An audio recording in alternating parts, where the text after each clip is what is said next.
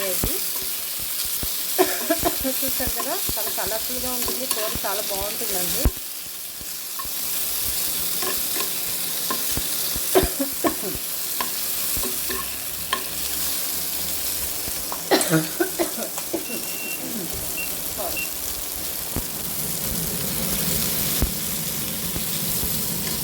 ఇప్పుడు ఇందులో ఇందాక ఆనియన్ పేస్ట్ చేసుకున్నాం కదండి, ఇది ఇందాక ఆనియన్ది పైన ఉండిపోయిందండి. రెడ్ చిల్లీలు వేసాం కదా మనం, ఆ రెడ్ చిల్లీకి మనకి రెడ్గానే వస్తుంది చక్కగా. ఇప్పుడు ఈ పేస్ట్ని ఇందులోకి ట్రాన్స్ఫర్ చేసుకోవాలండి. అందులో వేసుకున్నాము, వేసుకుని ఫ్రై చేసుకున్నాము.